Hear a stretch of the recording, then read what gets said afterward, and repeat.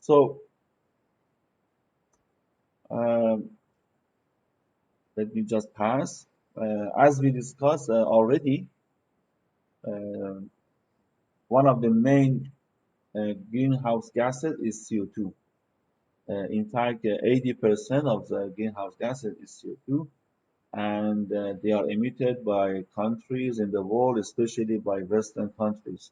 And partly it is due to utilization of uh, fossil fuels and deforestation. So people are removing their forests because for some other applications, but we know that forests are important.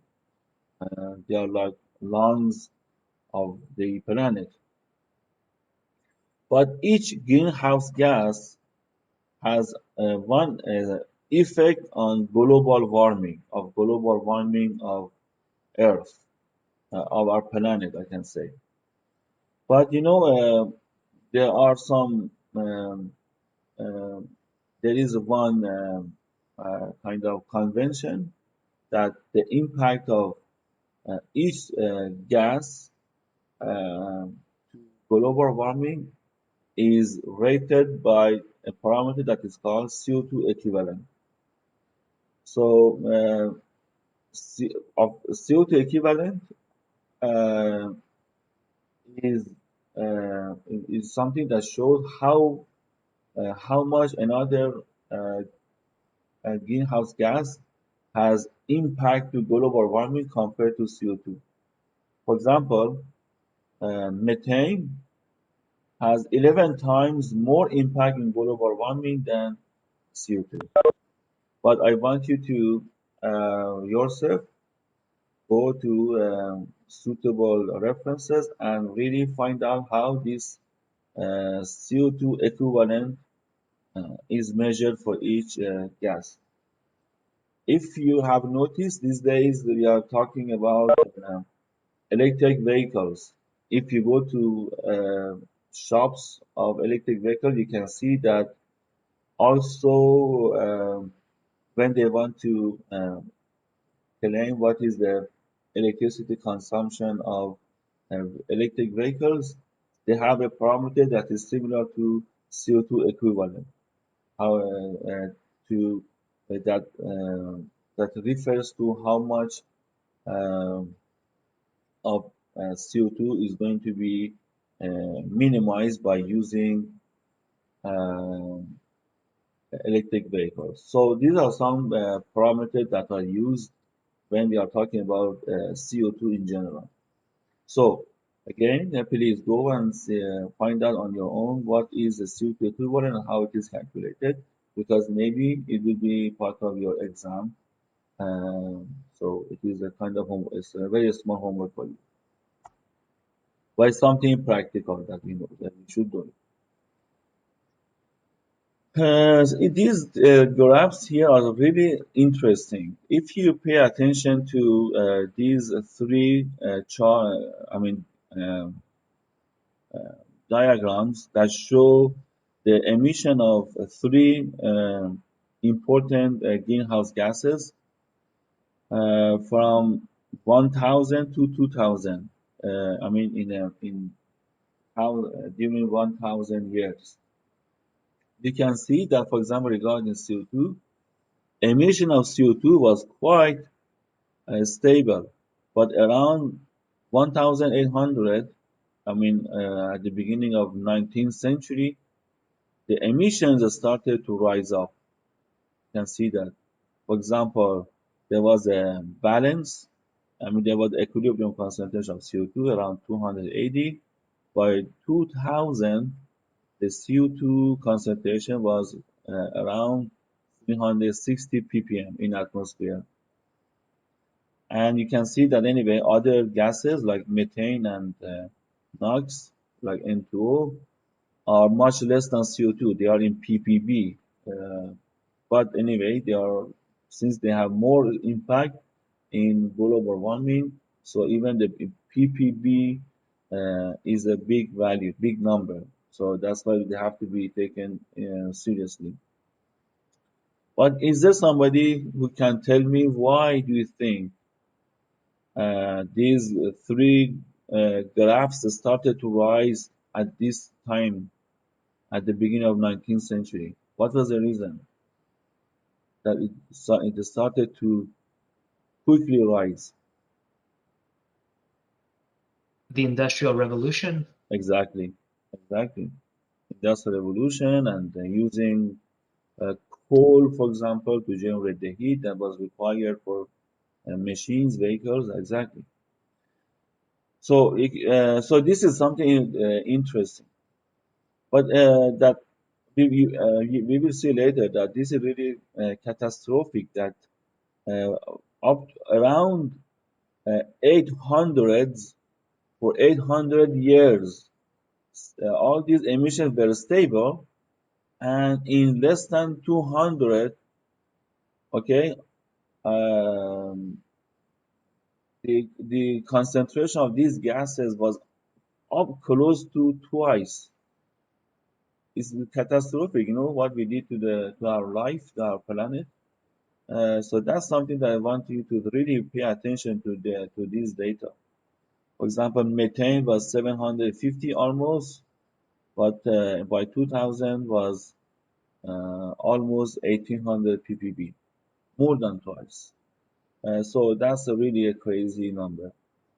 But just as another general question that I may ask you, anybody knows what is the current concentration of CO2 in atmosphere? In 2000 was 360. What is the current concentration of CO2? Is it less, lower, higher, equal? 450? You are close.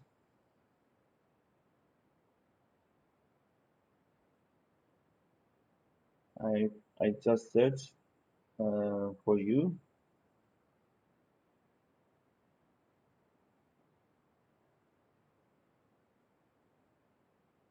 412. So the number is 412. So anyway, the concentration is not fixed. It can have fluctuations, but around 412. So anyway, so you can see that from 2000 to 2021, concentration of CO2 increased by about 72 ppm. So imagine how we are really increasing these greenhouse gases in our atmosphere. So I hope Donald Trump could be in our class to show him these curves, but still I think he will not believe in global warming. But is there anybody here at the class that doesn't believe in global warming? Okay, everybody agrees that we have a kind of catastrophic situation in global warming. Do you agree? I hope Yes, everybody yes. agrees. Yes, that's the reality. That's the reality.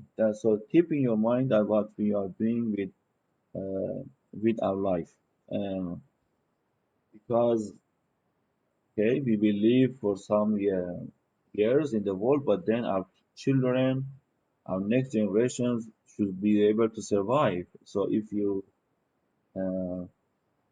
if you don't pay attention to global warming, then that's a big issue. Whatever, something interesting is this curve. In fact, a million years before now, concentration of CO2 was even higher. This curve shows concentration of CO2 compared to concentration at the present year. This curve was developed by at 2008. You can assume the reference year was 2008. You can see that million years ago, concentration of CO2 in atmosphere was high, but after um, after the years, there was a kind of equilibrium in CO2 in atmosphere. For example, CO2 was absorbed in ocean, in rocks. plants, and at the end, um, we reach a kind of, after million years, we reach that kind of equilibrium. Okay. Uh, right now, for example, you can see that uh, if you look at the total stockage of CO2 in atmosphere, it was, for example, 750 million tons. But you can see that there is much more um, mass of CO2 in oceans and in soil. Okay, you can see that. You can just look at these numbers. But that this topic of CO2 is really interesting, and I really want to still ask you some general questions to increase our awareness around CO2. If you have paid attention, I don't know if you have had any anyway. If you had any uh, business with minerals, you can you can observe that many minerals that we have, for example, in mines, they are carbonates. For example, calcium carbonate, magnesium carbonate. So these carbonates are all actually they have CO2. So that CO2 that has been absorbed by the rocks, okay, and then diffused into the core of Earth, was under pressure and at high temperature in the core of the Earth, and as a result, those mines were generated, those carbonates. So that's, for example, one reason that we have a lot of CO2 uh, in oceans, in soils, in mines, but less CO2 in atmosphere. By the way, there is one planet in our galaxy, I mean in our solar system, who has atmosphere of CO2. Can you guess which planet is it? Venus. Venus? I think it is Mars. Mars. Mars can't hold an atmosphere anymore. But Mars has CO2 atmosphere.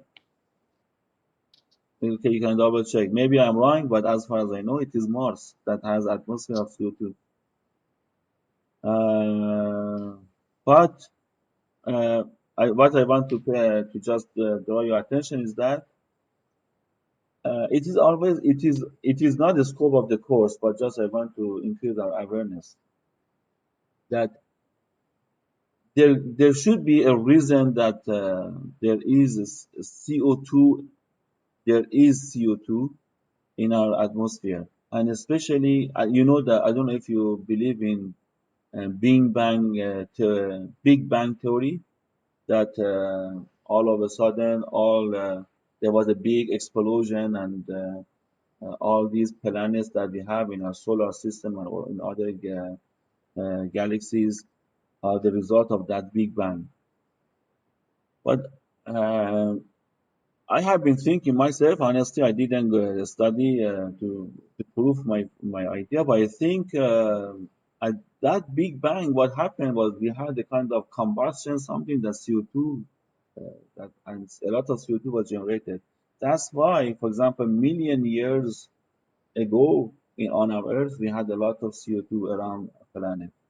But I want you to go and search why we have a lot of CO2. What is the source of CO2?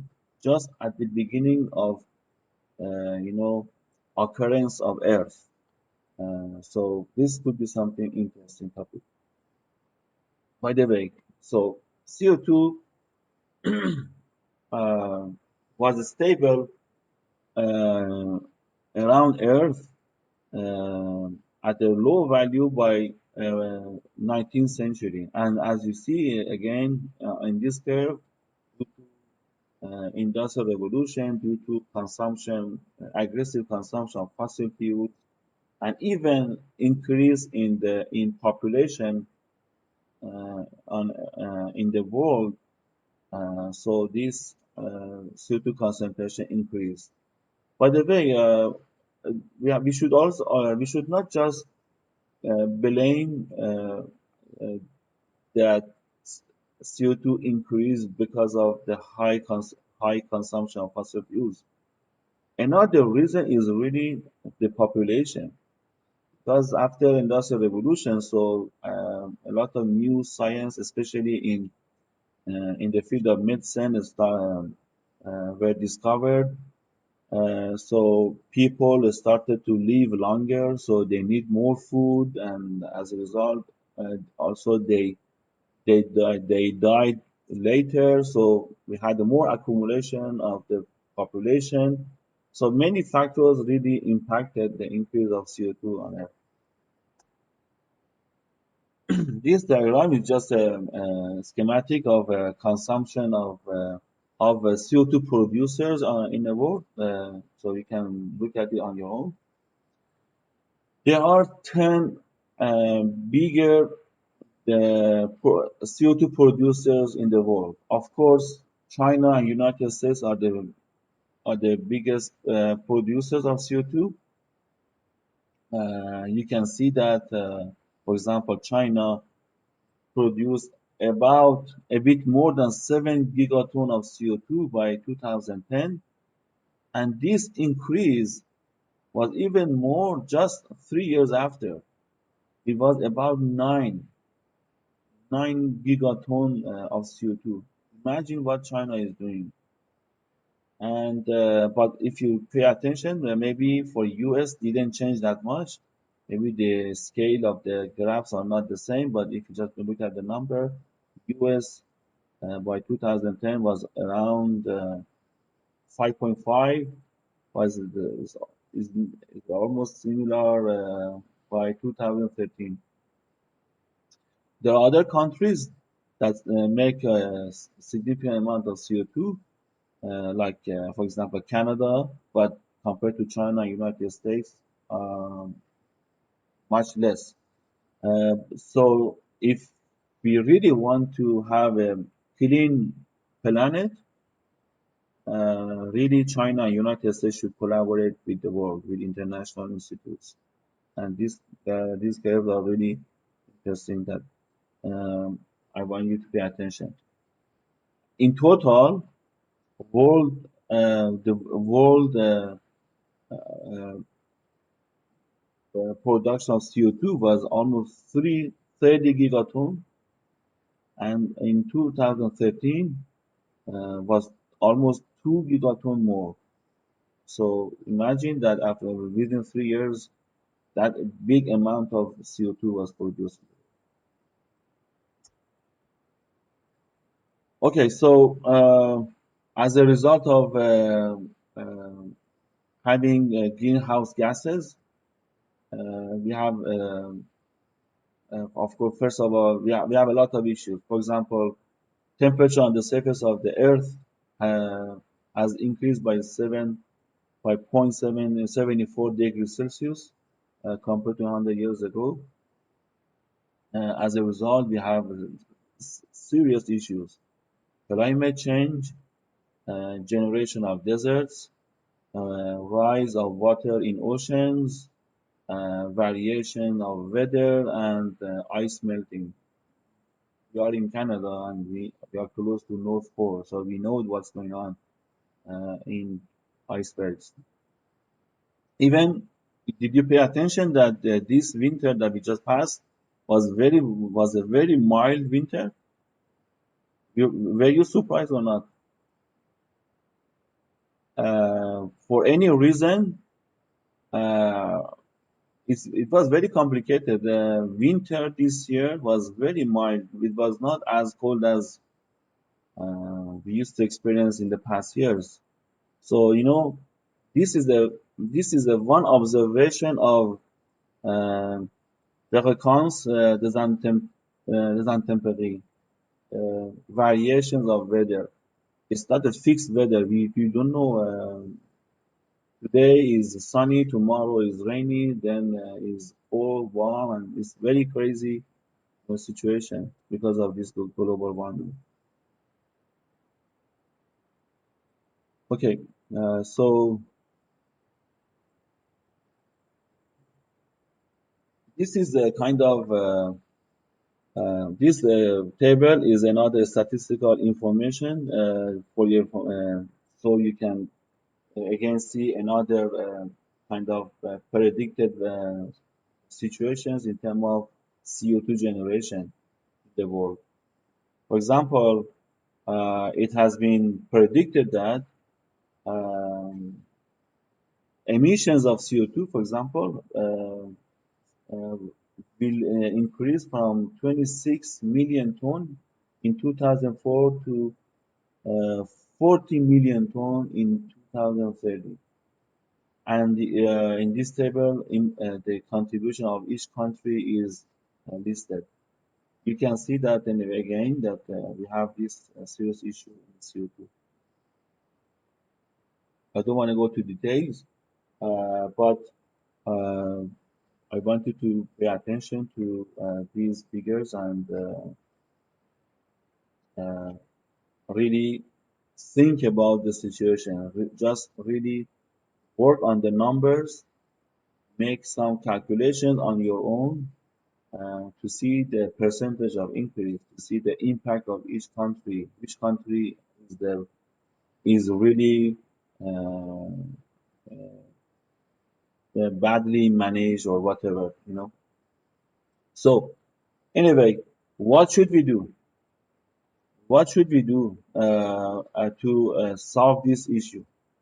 Okay, of course, what we have to do is that we have to start some policies and to start finding some solutions in order to stabilize this kind of increase in CO2 and other greenhouse gases.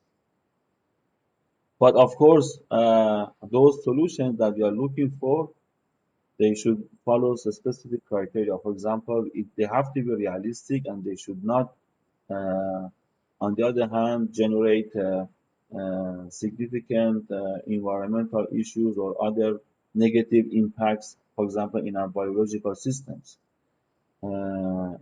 Uh, those solutions should take into account the rise of population in the world. You know that by 2050, population of the world could be about 10 billion.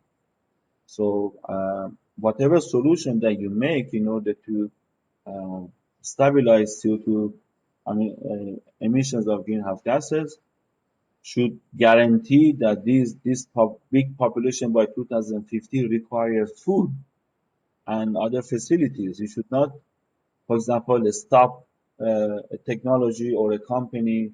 Okay, I want to stop because I don't want to have CO2. No, of course, if you stop a factory that makes CO2 and on the other hand makes food for people, you cannot just say stop. It has to be uh, uh, uh, consistent with increase of population and its requirements.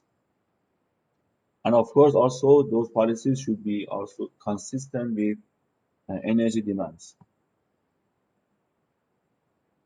This graph is really very interesting. I want you to pay attention to this graph. So you know that there are some protocols to stabilize CO2 emissions. One of the protocol is the famous one is Q2 protocol. Uh, According to Q2 protocol, by 2050, concentration of CO2 should be about 550 ppm part per million. Right now, it is 2013, but now 2021, it is about 412. But so we are still far from that value, but it is predicted that if we keep if we keep going if we keep going with our industrial revolution and we don't pay attention to CO2 concentration, concentration of CO2 could increase even more than 700 ppm. Scenario A. But there could be two other scenarios that are our favorite. One scenario is to to keep our industrial revolution, but also uh, generate new technologies and make new policies to stabilize concentration of CO2 at 550 ppm by 2050, which is scenario B. But if you make policies and if you make technologies to stabilize CO2 at this level, there is no guarantee that you can really stabilize because if you for example you want to write exam, you want to get 20 of 20, but you get 15. So if you want to get 20 of 20, you should study your exam to get 25 from 20. You know what I mean? So this is the same thing. So the best scenario in my point of view is a scenario C, which means you should make policies in order to stabilize concentration of CO2, but then start to decrease emission of CO2 in nature. For example, by making CO2 sink. If you remember, in pinch analysis chapter, we talked about heat source, heat sink, water source, water sink. Even in terms of CO2, we can have CO2 sink and CO2 source. So we have to find out ways to capture CO2, okay, and then use that CO2 for other purposes. This scenario C is the interesting scenario that these days a lot of research uh, is being done to really follow scenario C. And this kind of research and development activities are called carbon capture and sequestration, CCS, also carbon capture for utilization, CCU. So CCS and CCU. For example, in terms of carbon capture sequestration, so you develop technologies so that the CO2, either CO2 that is emitted in the atmosphere or CO2 in the pipelines of the factory, it goes into, for example, absorption column. It will be absorbed and then it will be dissolved in another equipment, and that at the end, that kind of separated CO2 will be uh, landfill, will be sequestered in the ground. This is called sequestration. In terms of CCU, which is utilization of captured carbon, you can use CO2 for other applications. For example, as just a very interesting example, right now there is a lot of research on using CO2 to react with hydrogen to produce, for example, um, methanol. Or CO2 can be used and react with methane to produce syngas, hydrogen and carbon monoxide. So there are many things that you can do with CO2. So in this way, you are making kind of uh, uh, sink or demand of CO2. So if you really uh, um, develop technologies that require CO2, and even those technologies are able to convert CO2 to a value-added product, that's a very good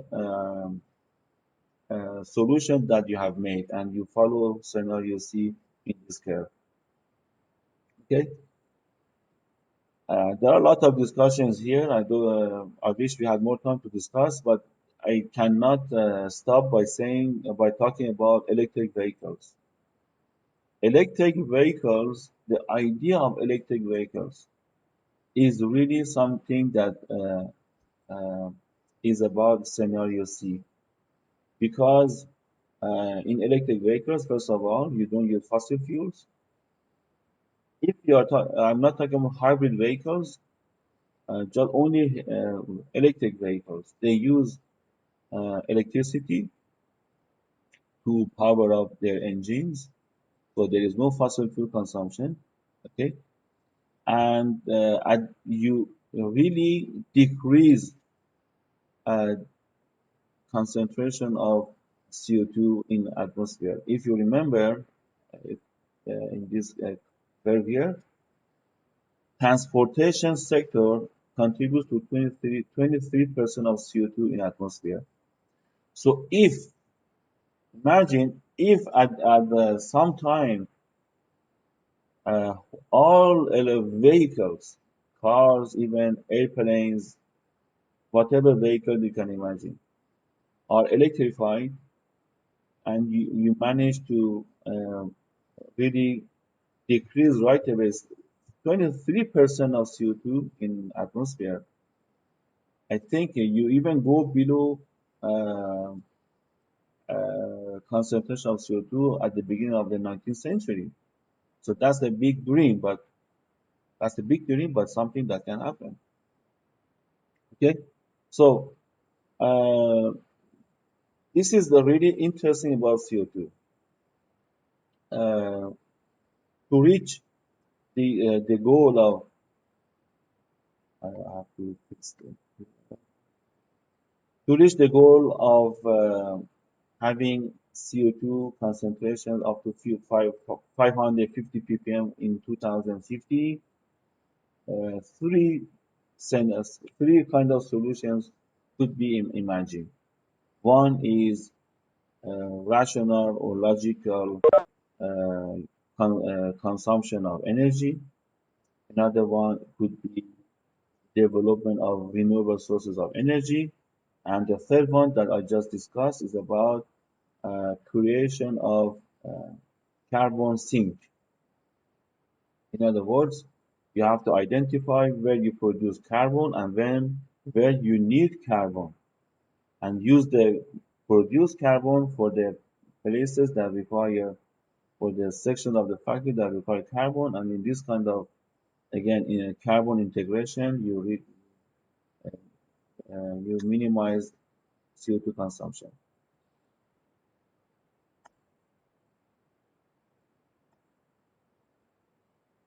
I have issue with this bar here. It just hides the title of the slide, but I hope you can bear with me. This is the case of Canada anyway. Emissions of emission of greenhouse gas in Canada: 78% CO2, 50% methane, 6% N2O, and 1% other gases like hydrofluorocarbon, perfluorocarbon, sulfur hexafluoride, and some other, of course. If you this guy, I want to pass these curves because you can read on your own. They just show we are how each sector impacts the increase of CO2 emissions. We talk about Kyoto Protocol that was started since 1997. You know, 55 countries signed to follow Kyoto Protocol to increase, to make sure that the concentration of CO2 um, uh, is less than 550 ppm. But it has been very controversial. For example, U.S., which is a country making 36% of the total emissions, didn't sign it. And even Canada, which is a country that is usually in favor of make clean technologies, and made two commitments to decrease the CO2 emissions withdrew from this protocol in 2011. In 2011, if you remember, we had a conservative government in Canada. Uh, so, so because conservative Canada was in big favor of oil and gas industry, especially in Alberta, so they decided to withdraw from this protocol because otherwise there could be issues in oil and gas industry in Alberta.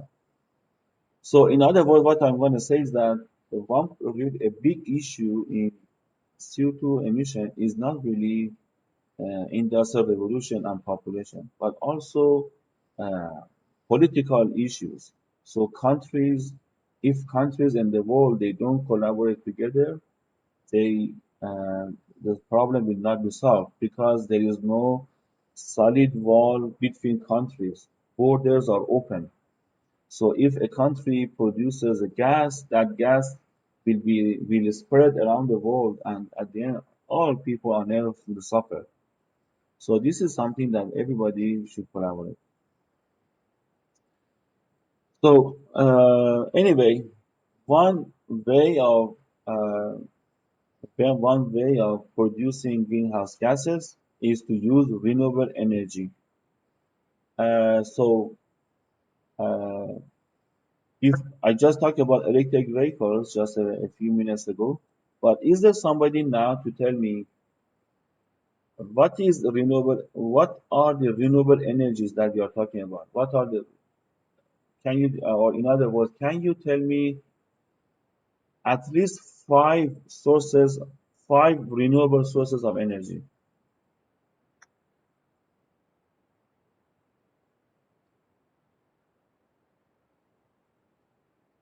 To produce electricity, you mean? No, renewable energy, just renewable energy. Okay, air, water. Um, Yeah, but air is not renewable. It's a source of energy. but you can produce electricity from air No, with forget about electricity because electricity itself is a renewable source of energy. Electricity. I'm talking about, and if you look at these pictures, some of them are shown here. One of them is using wind turbine. I think in French is called what? alien, Alien. alien. Yeah, wind turbines. Another one are solar panels. Okay. Another one is maybe nuclear energy. But this is controversial. But nuclear energy is a renewable source. Another one is biomass, right? So first biomass, because this is the topic of the course. Biomass, nuclear energy, uh, uh, wind turbine, solar panels. So far we have four. What is the fifth one? Can you guess the fifth source of renewable source of energy? Geothermy? What's that? Geothermy? Yes, yes, yes, exactly. That could be one of them. Yes, exactly. Very good. Who answered that? Me. Yeah, you. What's your Gregor. name? Gregor. Oh, Gregor. Because sometimes I don't see the name. Okay, yeah, very good. Geothermic. Because exactly, very good point. I was surprised that you answered it. So why these renewable source of energy? In fact, they don't use fossil fuel. And so these sources of energy they generate energy from the nature. For example, regarding wind turbines. In wind turbines, so that they are really big. I don't know if you have seen real wind turbine. The width of the impellers could be as big as a soccer field. Of course, depends on the power of the wind turbines. And they have magnets. They have magnets inside.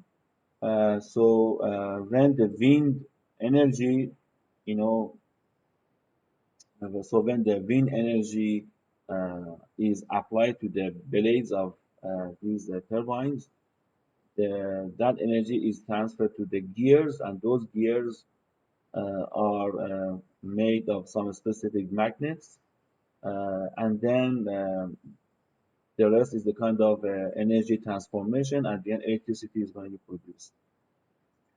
So there is no fossil fuel here. It's just wind, for example. The wind is touching the blades and then blade turns. Then those gears transfer the energy received to other parts of the circuit and then electricity is produced. Solar system, the same thing. But biomass, for example, in biomass, as right at the beginning of the course we mentioned, we say biomass is can be a neutral source of energy, neutral source of CO2, for example, because uh, under specific conditions, if CO2 that you uh, generate during biomass conversion is going to be consumed by other plants or other biomass products or agricultural crops, for example, for photosynthesis reactions, then you are closing the loop. So the CO2 that you generate biomass conversion is going to be used by other biomass, and then you have carbon neutral. But in fact, biomass can be even negative carbon source. In other words, if you capture part of CO2, if you remember a few minutes ago, I discussed about CCS and CCU, carbon capturing sequestration and carbon capturing utilization. So if part of the CO2 that is produced uh, in a biomass utility, okay, if it is sequestrated into the ground, then less biomass is going there is less biomass emitted to atmosphere. So in terms of balance, is negative because already you capture part of the CO2 and you landfill it. By the way, so this graph is something interesting that shows some European countries started to, you know, allocate part of their total energy consumption uh, to be supplied from renewable energy sources, and some countries managed to really meet their targets, and some countries are still below that target, but they are very close. So, but this is something interesting. You can see that some countries like Sweden has even exceeded more than 60% of the energy is from renewable energy. That's very interesting. So, if this kind of pattern is practiced anywhere in the world, then there you go. That's why, fortunately, in Canada, both federal and provincial governments, I'm talking about government of Quebec for now, they are interested in green technologies and fight against climate change and global warming. And in U.S., new president Joe Biden is also a big fan of um, reduction of CO2 emissions. So these kind of practices are really important things that they can help, hopefully, to not only be at 550 ppm by 2050, but even be lower than that. And in this way, you can really um, uh, feel like okay, we are saving our planet. Okay, anyway, following Kyoto Protocol, there is another agreement on climate change, which is called uh, Paris Accord or Paris Agreement. As you know, that again countries gathered together in Paris in 2015, and then they made a lot of policies. The most important was that uh, the increase of temperature the warming should be so that increase of temperature should be just within 2 degree to 1.5 degree with respect to the era of pre-industrialization, like at the beginning of 19th century. And there are a lot of discussions here, but as you know, even still some countries they are negotiating at the time of um, last uh, administration in U.S. government. You know that they withdrew from Paris Agreement, and now there is a lot of discussion between China and U.S. To sit together and make actions because in fact the agreement that was made in Paris was supposed to be executed as of 2020, but still there are a lot of issues. So this is just for your information. You can go to literature and find out more information. This table is about some plans that are made in Canada and in different provinces and territories. For example, talking about Quebec. So Quebec had the mandate to to reach 20% to reach a concentration of CO2 that is 20% less than the level uh, in year 1990. So there are different criteria that each province has made, but these are some goals. But to reach those goals, a lot of things are happening.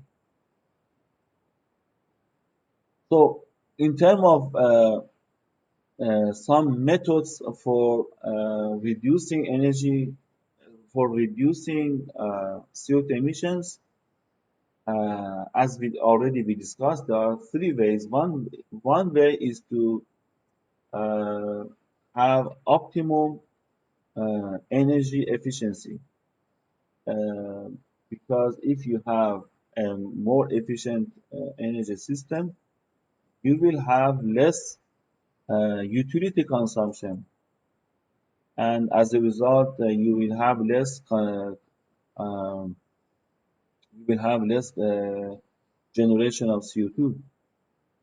But can you tell me why, if we make a, for example, we make a heat integration in the process, and we apply, for example, thermal pitch analysis or water pitch analysis, that kind of energy efficient system can lead to less generation of CO2. Can you just tell me why, for example?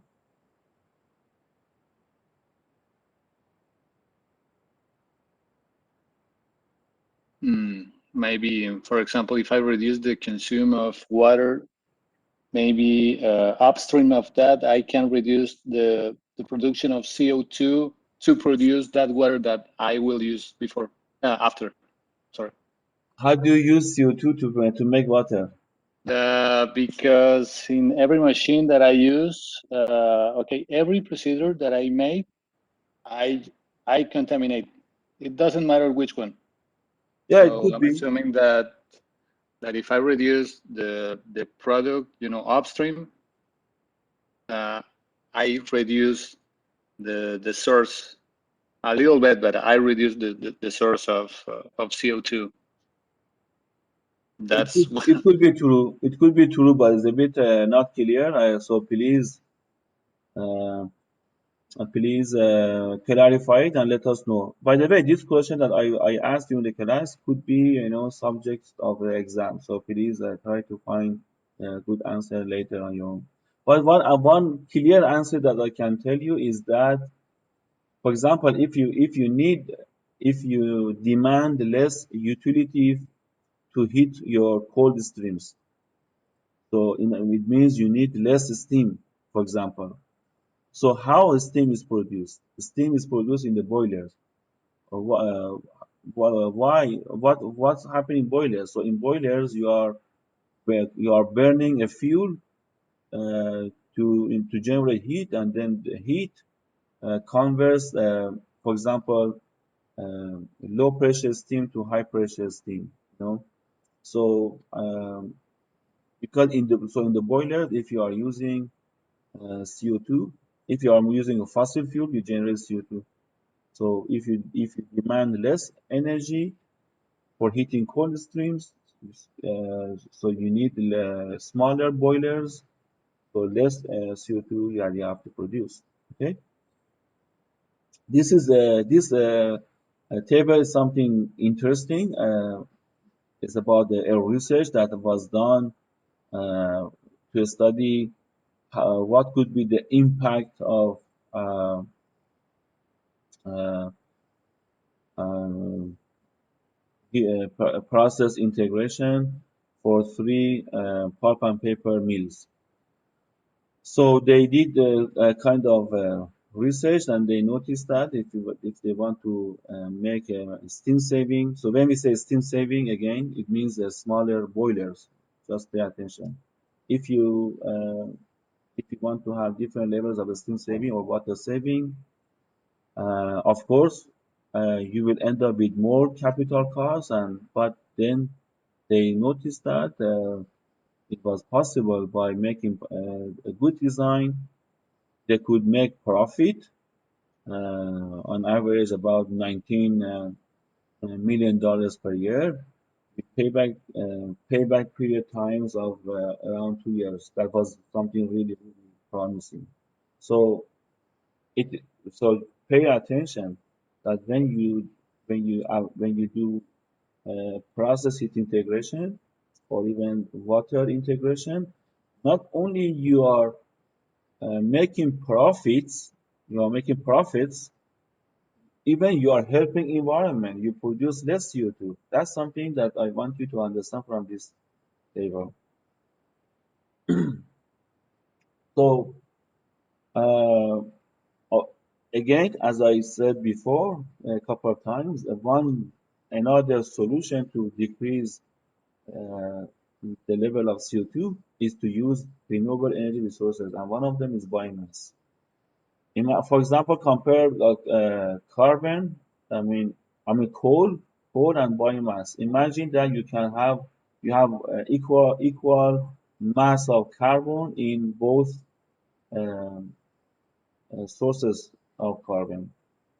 So if you burn carbon of these two biomass, you make similar amount of CO2, 3.7 kilogram from 1 kilogram of carbon. But the thing is, the CO2 that you generate uh, from the coal is the CO2 from a fossil fuel, which is not renewable. But biomass is a renewable source of energy, as we discussed many times, and that's the advantage. Already we discussed about this curve, is about how biomass can be a neutral uh, carbon emitter, or net zero carbon emitter. So, in assuming that you have you keep fixed amount of, for example, forestry or woods, for example, lignocellulosic biomass in the ecological system. For example, by planting one tree after cutting one tree.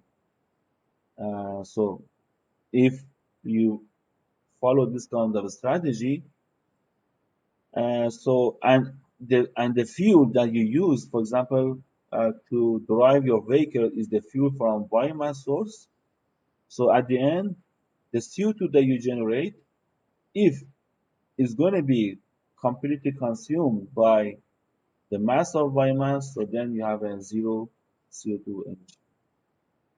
As I mentioned before, biomass can be even a negative CO2 emitter by, for example, carbon capturing sequestration or carbon capturing utilization. This is very important. I want you to pay attention. So this is another example of what could be the potential of biomass to increase CO2. For example, if you use um, pellets of biomass, for example, wood, instead of lignite coal, if you just do this replacement, you are removing almost um 110 ton of equivalent CO2, or you're removing about uh, 27,000 vehicles from the roads. I mean, this is equivalent to that scenario. If you just use wood instead of lignite coal. And another example is bioethanol from biomass compared to gasoline, essence. So if you use 140,000 liters of ethanol that is produced through fermentation of biomass, okay, you are displacing almost 49,000 tons of CO2 or 12,000 vehicles. And similarly, for fiber carbon, I mean for ca- uh, carbon-based fibers that are produced from lignin, if you use them instead of polyacrylonitrile, PAN is polyacrylonitrile. If you do this replacement, and if you reach a point that the market penetration of these products is about 10%, you are displacing something like 57,000 tons of CO2, or in other words, is equivalent to uh, removing on 14,250 vehicles from the road. So you can see that these are some scenarios that can happen if you use biomass as a source of um, renewable energy, but also as a source of CO2 emissions reduction. Okay? So already I discussed about this curve that if you want to make, of course, biomass is important, but if you want to make biomass and you want to make sure that the biomass is a net zero emitter of CO2 and other greenhouse gases, first of all, you have to make sure that you are not destroying ecological system. You are not changing biological nature or sustainability of the soils. But also you have to have a specific policies. If you cut one tree, you have to plant one afterwards another tree.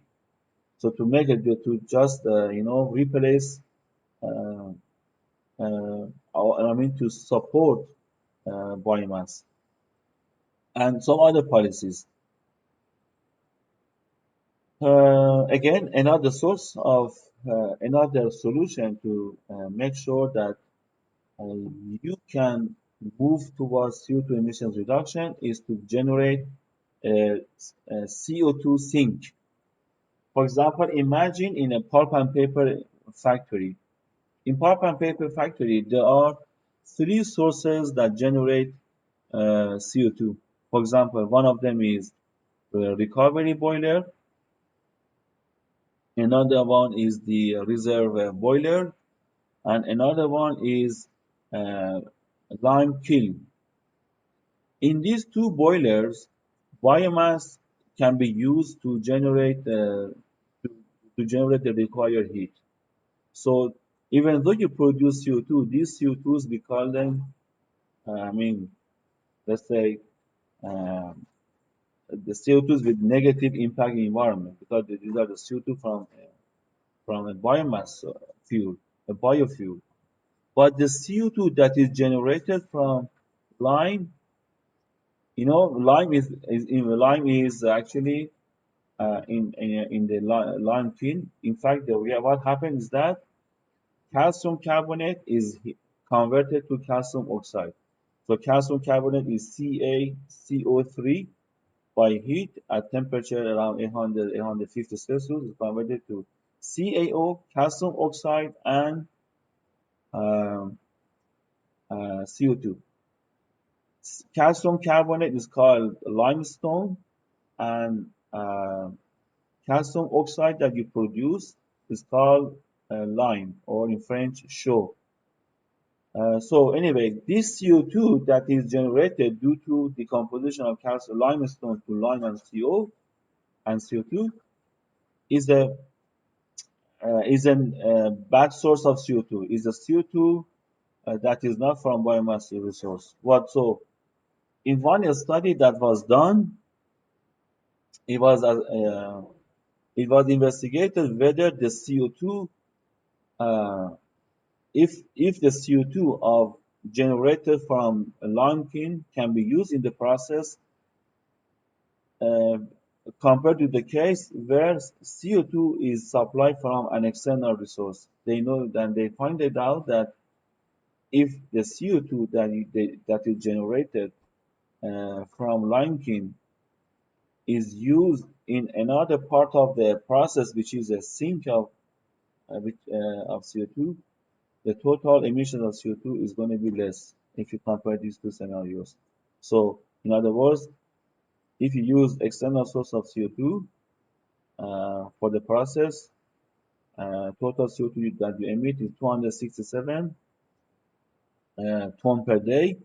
But if you use the CO2, if you make this kind of integration, carbon integration to the process, the CO2 is less by about 17 ton per day. So 17 ton per day is, is something significant. Don't think about 17. It's 17 ton, 17,000 kilogram of gas. You know, it's a big, really big thing. We talk about carbon capturing, captage do CO2. So if you want to have um, negative, if you want a negative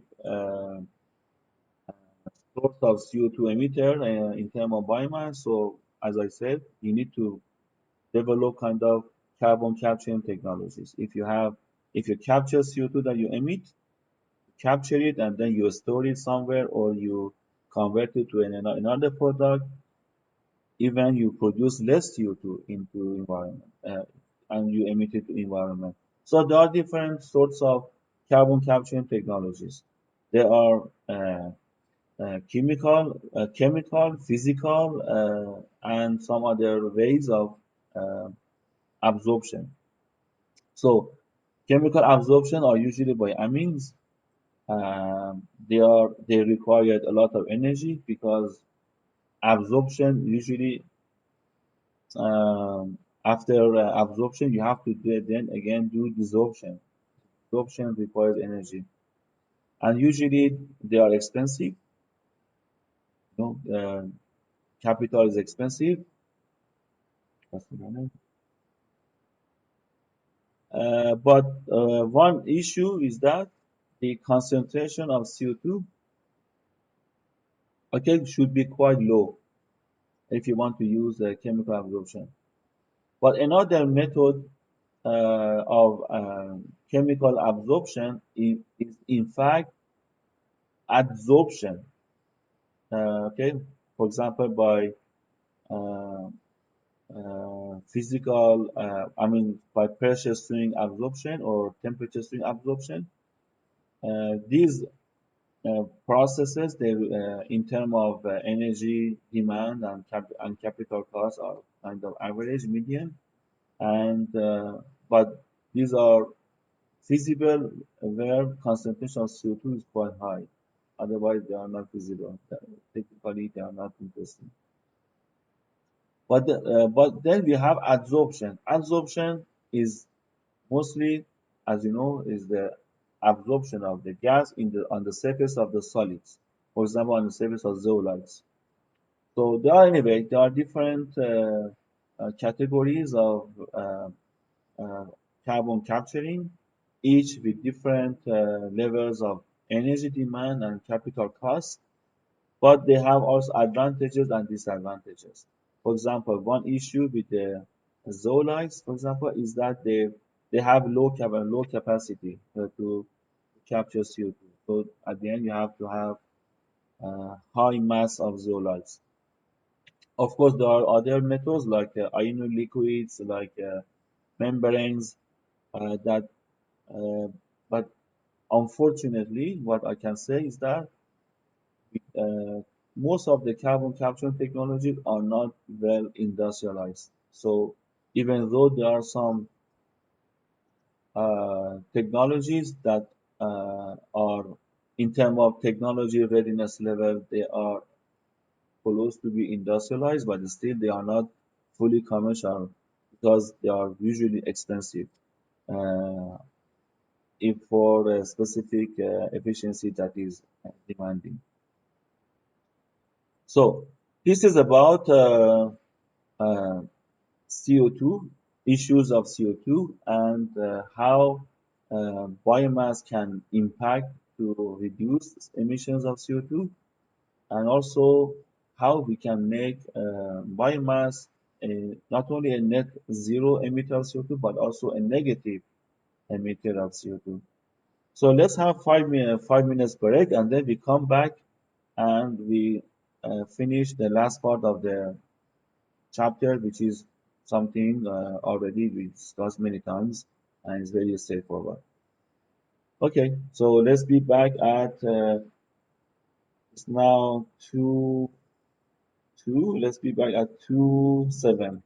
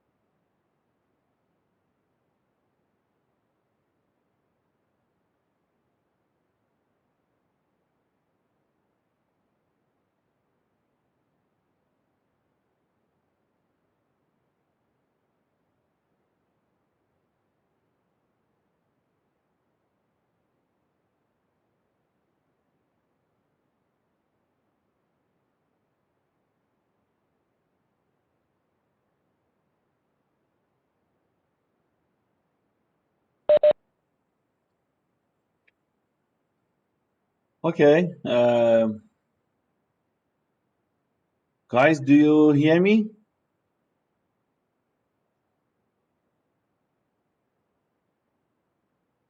Hello. Yes. I don't know what happened. And 9 students are at the class. Anyway, let's move on.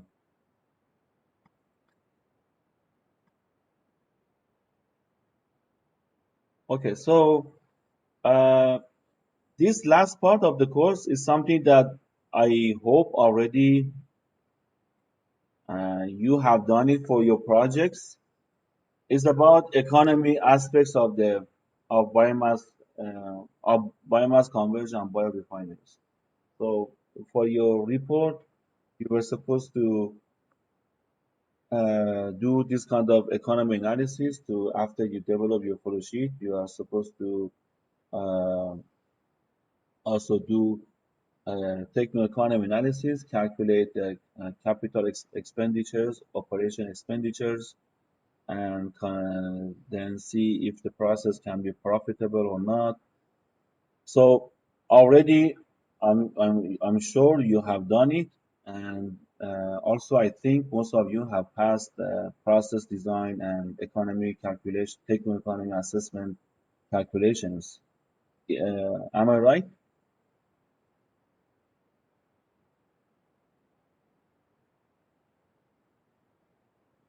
I In Persian we say um, silence means yes. So I assume you are yes. So you know, to make a biorefinery, of course, uh, this is something that requires uh, a lot of uh, important decisions in terms of uh, the business plan, what you want to produce, why you want to produce, who is your client, who is your supplier, feed supplier, for example, many things in order to make the process uh, start. But here, let's now a bit put our focus on one specific case, which is about the pulp and paper industry that we have in our province in Quebec. Imagine that, for example, the pulp and paper industry wants to develop a biorefinery process. Okay, for now, for example, let's assume for all because we are going to discuss it. By the way, if any pulp and paper industry wants to make money by producing new products, it has to, you know, make some important decisions. For example, uh, it has to really change the culture of the factory. Uh, for example, instead of producing, uh, for example, paper-based products like newspaper papers, whatever writing papers, making specific papers, making value or value-added products. Instead of making regular papers, making, for example, biosensible papers, it's smart papers, viscose and other uh, things for specifically this last one, cellulose nanocrystalline, which is a very interesting product that you can produce from um, cellulosic biomass. So there are a lot of things around. At the end, if you remember, in one sessions I discussed about process scale-up approach that we are developing at our research group. In terms of process scale-up, we said you can do some lab scale experimental work, and then you design industrial scale virtually by simulations, by modelings, and then you apply techno-economy assessments, even environmental assessments, to identify what kind of opportunities and limitations you have, and accordingly then move back to lab scale, answer the questions that you raised during technical assessments, or maybe you just go to pilot scale to make your pilot setup in order to run the process and identify other issues over there until anyway you move toward in the industrial scale. So uh, in any process that you make, including biorefineries, and especially if the company who starts the biorefinery already has a kind of traditional, for example, pulp and paper factory, should really make a holistic decision making strategy uh, to in order to consider technical, environmental, and economic aspects of the process. Then that will help company to reach a scenario, go or not to go. Is it worth it that I go toward a biorefinery plant or not to go? If it is not to go, what kind of improvements I should make in order to still generate some potentials uh, to switch from not to go scenario to go scenario. Okay. For example, in this case, which was done for a pulp and paper industry, it was estimated that if a company just uh,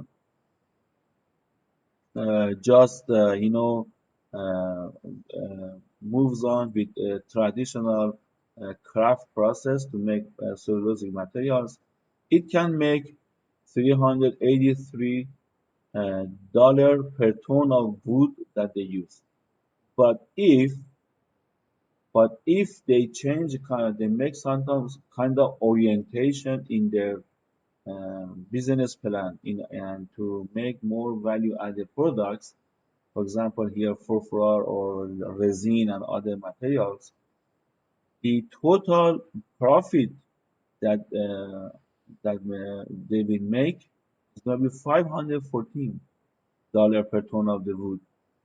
So if you pay attention at this number and this number without producing value-added products, you can see that by this kind of scenario, if it is made uh, an additional $131 per ton of can be obtained. That's something very interesting. So see, this is some that is why techno and economy assessment is very important. If this value was negative, you will you will conclude that no, I cannot really invest in this process. So if you talk to an investor that okay, I have a biorefinery idea, the first question that they ask you is that okay, how much investment do you need? What is the internal return of um, internal return? Okay, what is the payback? What is revenue? What is whatever related to the economy? If they realize that if their money is going to be duplicate or even more than duplicate, of course they will put money in your biorefinery idea. So that's why I'm emphasizing that you have to really be good at techno-economy assessment calculation. That's very important.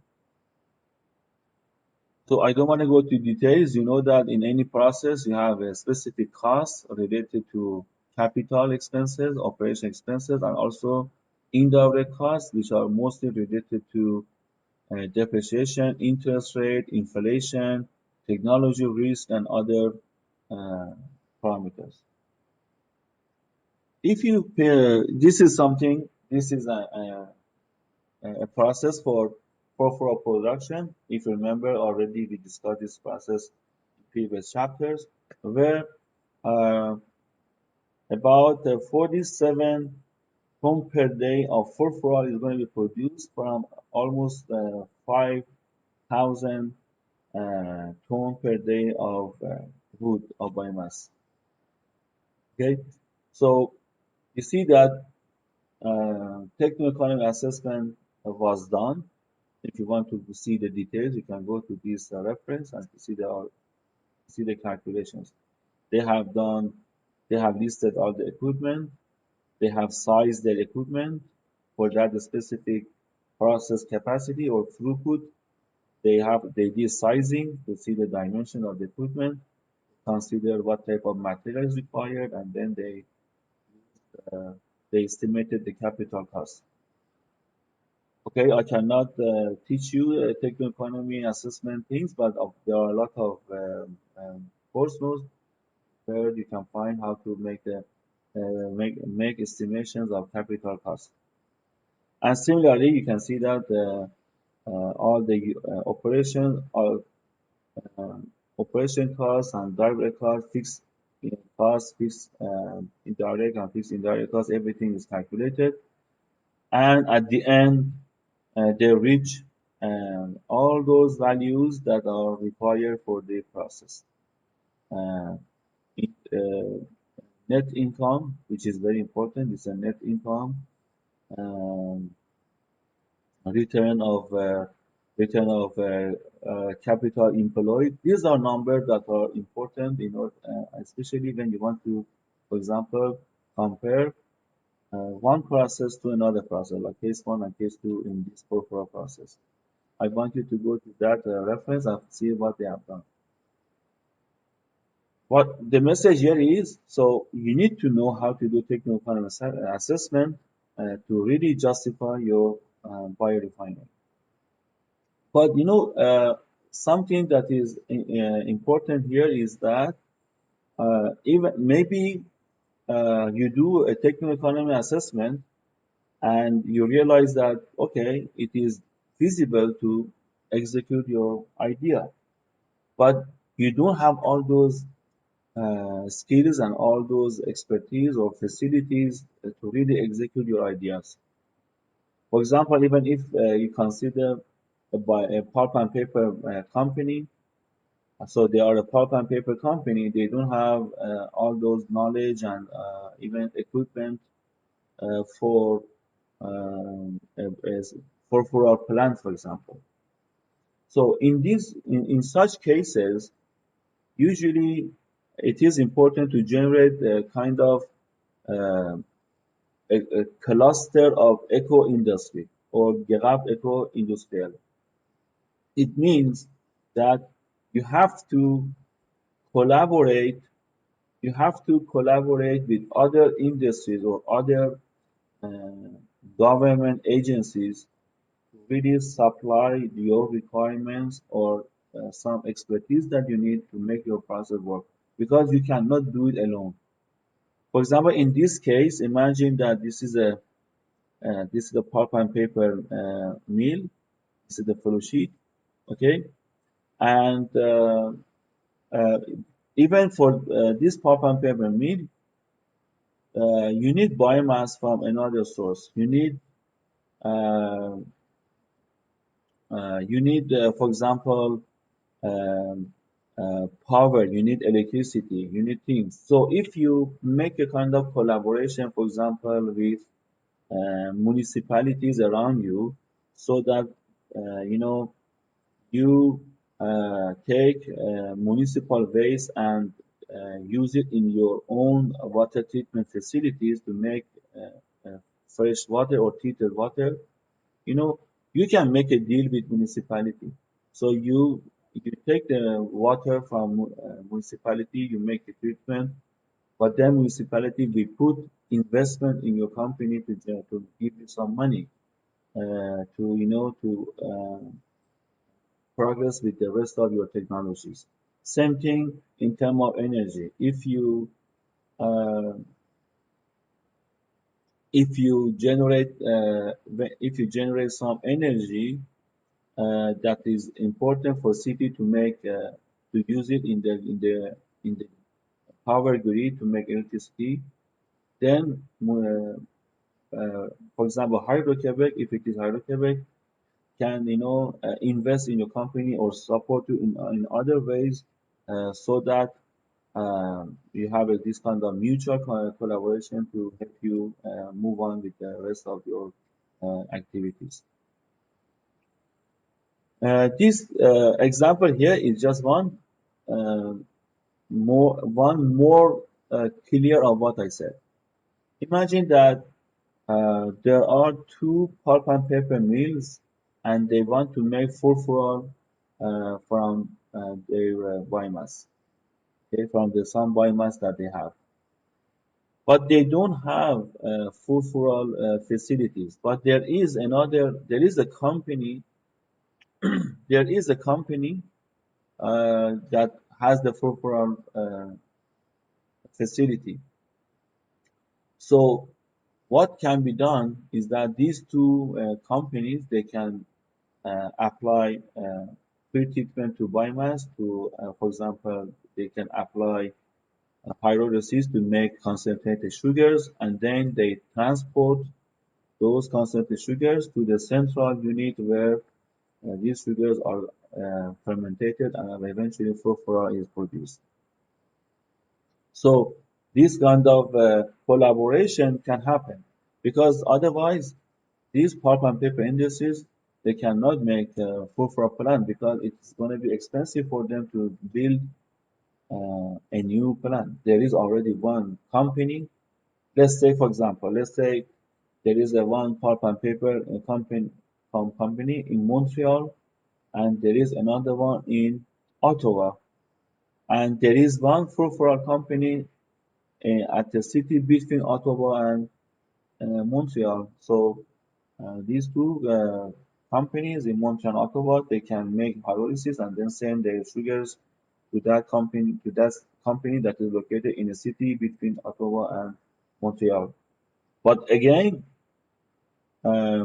if you want to make this kind of cluster of collaborations, you have to do techno-economic assessments, because you are talking about, for example, transportation. Transportation is not just easy. So you have to think about, is it worth it to transfer? Is it worth it to transfer these sugars after pre-treatment to a central furfural plant? It depends on distance. If this factory is too far from this pulp and paper mill, it's not economic maybe. As an example is here. Imagine that there are three mills, A, B, and C. Okay. Imagine that uh, mill A is close to a furfural plant, or the mill A anyway already even has a furfural plant. But mill B and C, they are at a distance to mill A, so they have to do transportation. But mill B is at a distance of as far as 132 kilometers, but mill C is at a distance as far as 463. But you can see that,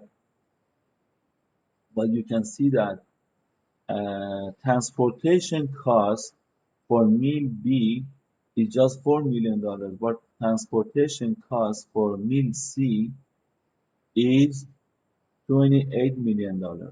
So the study showed that if if um, kind of uh, cluster of mills A, B, and C are going to be considered together, the return of capital employed is going to be only 3.5%. But if only mill B and A they group together, okay, so group mill C should find another option.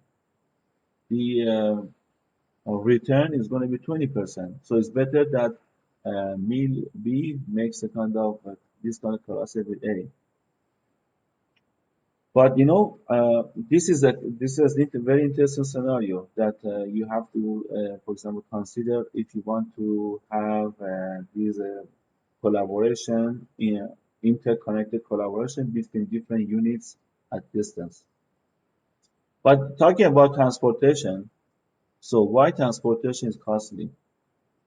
You should think about it. One reason that transportation is costly is maybe because of the fuel.